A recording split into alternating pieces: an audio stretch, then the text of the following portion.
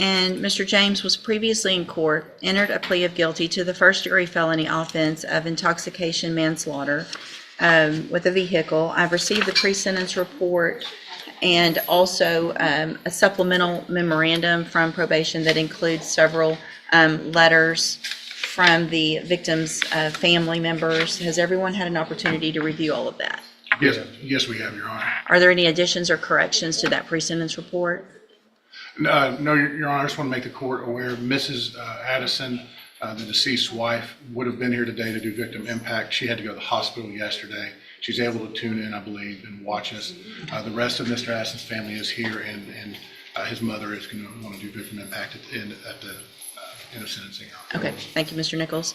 Any witnesses with regard to sentencing? No additional witnesses, Your Honor. All right, Mr. Lewis, you may make argument. Okay. Judge, of course, this was a very tragic situation that has affected a lot of people. Of course, the decedent, Mr. Addison, his family, as well as Mr. James and his family. It was a situation where, this was a combination of a long substance abuse history of Mr. James. The assessment that's provided in the PSI here says that there was about a 20-year relationship between Mr. James and different substances over a period of time.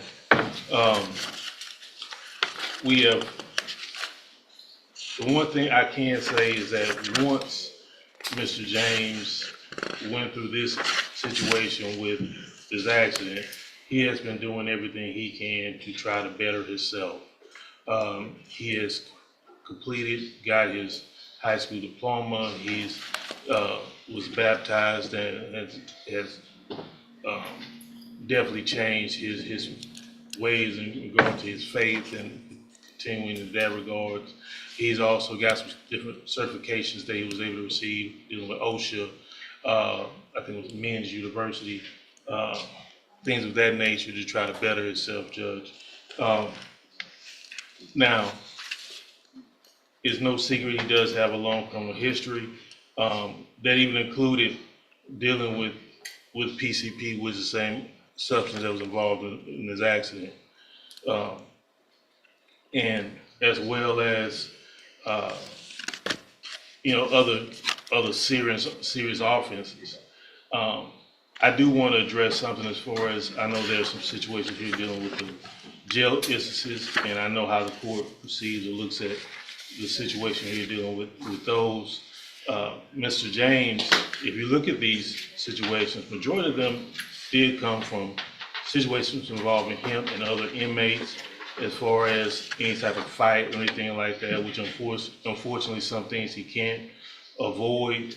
But as far as anything dealing with being disrespectful or anything towards jail employees or things of that nature, there's one situation I think that they were talking about that it wasn't an actual write-up, but it was notated. He has been a trustee over there for a period of time at the jail as well. Now, Harris County area to be close to his brother to help him with everything over there. Now, PSI did have a recommendation for his different vehicles that support that's available to him through the probation department. What I will say is that everything that has been recommended, he definitely needs and will be better for him. We are not asking for a specific number or anything like that. We just want him to be able to, of course, make amends for this situation as much as possible, which could include some of the restitution there. I think the amount is over $100,000 for his restitution there to the family. Now, like I said, he has made a plan to try to better himself. He has a family that supports him. he is doing everything he can. He understands that this was a tragic accident, but one he was definitely responsible for. And what we're asking for as much leniency as possible from the court, for him to be able to move forward with the situation, be able to make amends as much as possible. And I think he did provide a letter to the court as well to kind of speak to that as far as an apology letter that was to the family, his family, the family of the victim, as well as to the court, Judge. And I've received that. And so that's what we're asking for today, Judge, is for everything to be considered. We understand this is, you can't bring that person back. He can't just go back to make amends with Mr. Addison, but he wants to try to make as much of amends he can to society and do better going forward, Judge. Thank you, Mr. Lewis. Mr. Nichols. Your Honor, I think any consideration to Mr. James's due was given when he got a 50-year cap. I have no hesitation asking the court to exercise the full 50 years. This case is one of the worst intoxication manslaughters. It's on video where he plows into Mr. Addison, who's at a stoplight on a motorcycle, and while trying to get away, runs over him and the motorcycle again. It's horrific, Your Honor.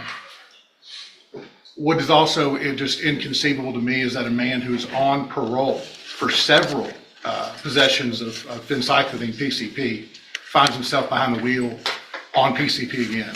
And this time it ends in the death of somebody.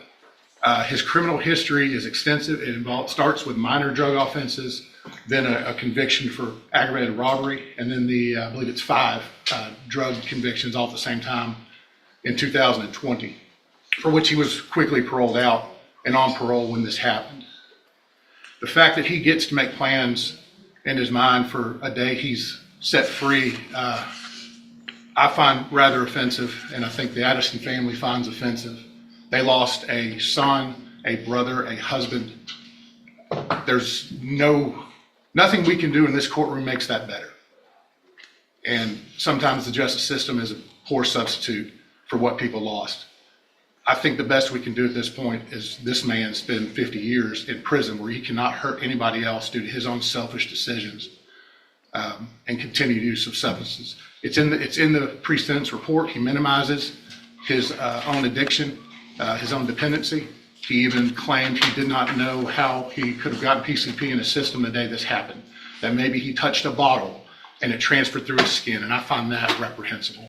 That I think are also extremely important is this isn't your first driving while intoxicated. This is your third. And so you didn't learn in 06. You didn't learn in 2017. 2017, you got your second DWI. You were given probation. It was revoked.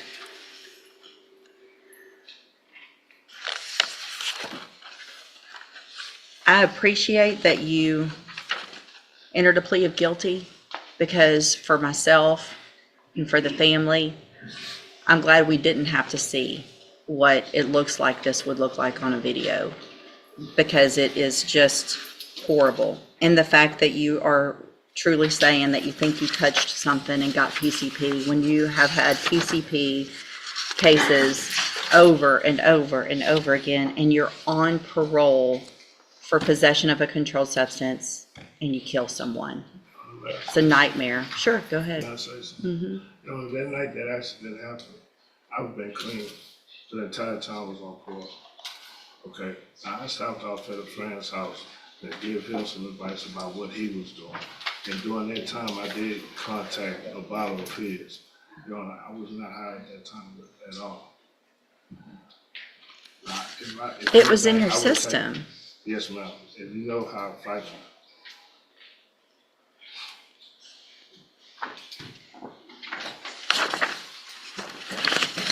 At this time,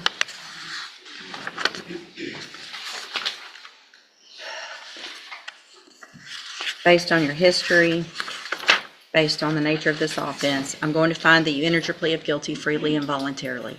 I'm going to find sufficient evidence to find you guilty, and at this time find you guilty of intoxication manslaughter. I'm going to sentence you to a term of 50 years in the institutional division of the Texas Department of Correction. There will be a deadly weapon finding based on the indictment alleges a deadly weapon. You will receive credit on this sentence for any time that you've been in custody that the law gives you the right to receive. I'm going to hand you the trial court certification that shows this was an agreement and I followed it, and so you've waived your right to appeal. I have also handed you a written admonishment regarding your ineligibility to possess a firearm or ammunition. Because of the judgment entered against you, you're ineligible under Texas law to possess a firearm or ammunition. Possession of a firearm or ammunition could lead to charges against you. Firearm is a legal term, and you should read the written admonishment I provided you to see what devices qualify as a firearm. If you have questions about the laws that make you ineligible to possess a firearm or ammunition, or about how long that lasts, you can talk with Mr. Lewis.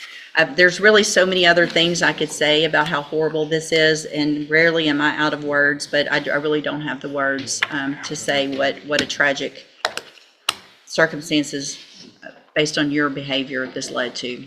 Y'all can have a seat at council table for the victim impact statement, and we'll go off the record.